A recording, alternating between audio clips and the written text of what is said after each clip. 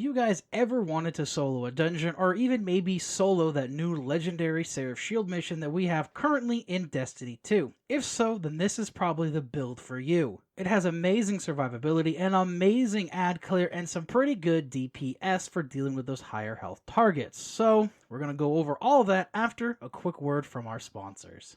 Let's go over the exotic we're using in this video because you all already saw it. It's very distinguishable. We're going to be using Loreley Splendor Helm, which comes with the exotic perk Cauterizing Flame. When you are critically wounded with full class ability energy, or when casting a barricade, create a sunspot at your location that has improved restoration effects. Now, there are two things I really like about this exotic. One, it's very easy to use. Titans usually run a very high resilience in PvE content anyways because that gives us our resistance, our 40% resistance in PvE, and it's their main stat for their barricade anyways. The other thing I really like about this exotic is it is very controversial. A lot of the times, especially when this thing was at its peak before it got nerfed this season, everyone would say, well, if you flawlessed it or you soloed it with Loreley, then you really didn't because this is just the easiest way to do it. And I can say that that is true for a very mid-tier skilled player, but I have seen many low-tier players, no offense, still die with this exotic on and then have no clue why they died, and they're just standing there in their sunspot still getting pounded, and their restoration just can't keep up with the damage that they take. Now, of course, with the nerf, you really can't do that anymore. The restoration effect has been nerfed on it ever so slightly. I believe restoration in general got nerfed. Therefore, Loreley's restoration effect, I think, got nerfed. I'm not 100% sure. All I know is that I feel like it doesn't do as much as it used to. It is still a very good top tier exotic for soloing stuff as well as just regular gameplay, and to really bring that out, we're going to go over the class setup that I used to really bring this out and let it shine more than it already does.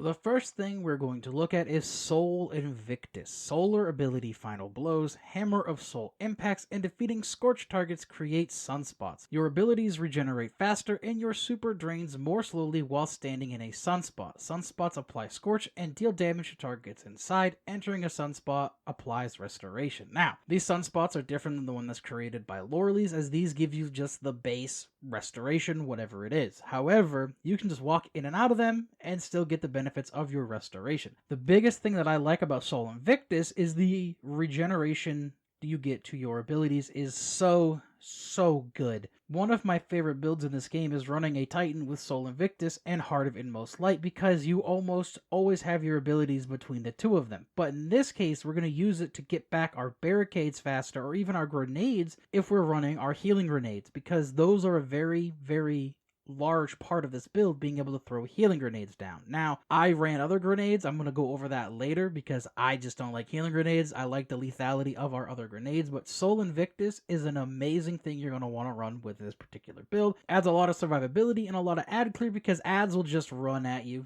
Make a sunspot, stand in it, thralls will run at you, and they'll just die making more sunspots. The second thing we're going to look at is Roaring Flames. Final blows with your solar abilities or ignitions increase the damage of your solar abilities stacked 3 times. While Roaring Flames is active, your uncharged melee attack deals solar damage and scorches targets. This is going to be really good for our hammer. Our little throwing hammer is going to put out a lot of damage, as well as being able to scorch targets with our uncharged melee attack if we have our hammer out on the ground. And this will also work if you auto melee something instead of throwing your hammer. You'll hit them and they will still become scorched. And the other thing too is that with melee Wellmaker, hitting a target with this particular melee also drops those wells that you would get from melee Wellmaker, which is really key for some mods that we're going to go over later on in this build. For fragments, we're going to run Ember of Singeing. Your class ability recharges faster when you scorch targets. There's going to be a ton of scorch going out. Between your melee, potential weapons, sunspots, scorch everywhere, your barricade's going to come up faster, allowing Loreley to do more work. Ember of Solace, radiant and restoration effects applied to you have an increased duration. This is pretty obvious. We want that restoration to last longer so we get more benefit out of our healing. Ember of Imperium, solar weapon or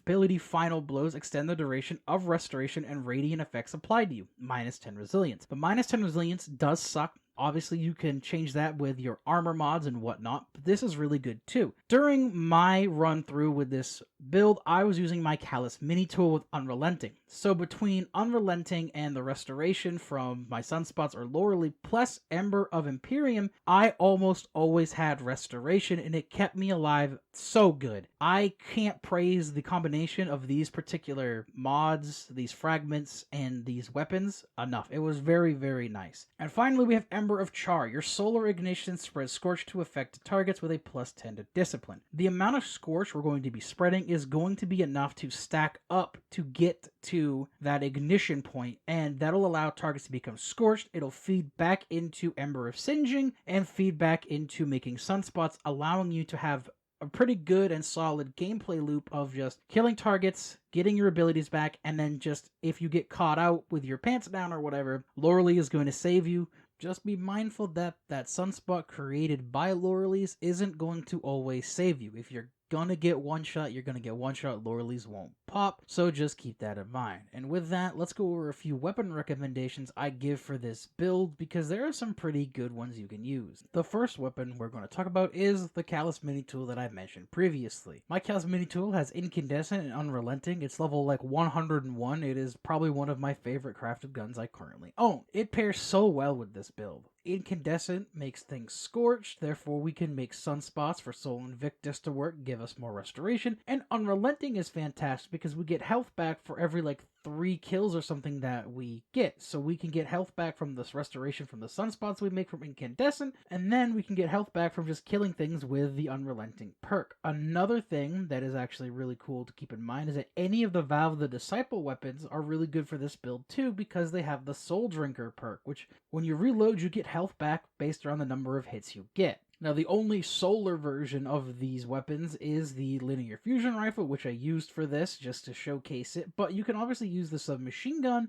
which is also a really, really good option. Finally, we're going to talk about Merciless. Merciless got a huge rework at the beginning of this season, allowing it to charge faster, dealing out more damage as it goes. I used it for a little bit. I personally do not like Merciless, but I know a lot of people out there right now running Solar Titans do, so you could always run that as well. But in all honesty, you can use whatever weapons you're comfortable with. Just keep note, if you're not running a solar weapon, swap out Ember of Empyrean, because you're not going to get a lot out of that without a solar weapon. So with that, we can finally go over the mods that make this build absolutely wild. For our helmet, we're running Harmonic Siphon. Since this setup is to be used with solar weapons, we'll be making a ton of orbs with this mod, allowing us to feed our super, as well as some other mods we're going over later. Well of Ordnance, picking up solar wells will grant us grenade energy, which is huge depending on the grenades you run. I mentioned this earlier that I don't like running healing grenades. However, they are the obvious choice, even though I like to play very aggressive, so I run either Incendiary or Thermite grenades. Any of those options are going to do you very well in this particular build. For our arms, we're going to be running Impact Induction. We will get 20% grenade energy when we cause damage with our melee, and since we're running the throwing hammer, we should have our melee up constantly, allowing us to throw more grenades, doing Papa Shax very proud. Also, this has a 7-second cooldown before we'll activate again, so keep that in mind before you just go in there throwing your hammer all over the place, expecting to get your grenade back instantly. The other mod we're going to look at is Well of Life. When picking up a solar well, this will allow us to regain health over the course of 11 seconds, and the timer refreshes when we pick up another solar well. This comes in handy when we want to stay alive and not worry about our barricade popping at inopportune moments and honestly killing us when we should have had the barricade to keep us alive. For our chest resistance mods, these help a ton in any of the content you're going to play, so put on the ones you need. And also, as of making this video, the ones off the artifacts are still bugged and do not stack like they say.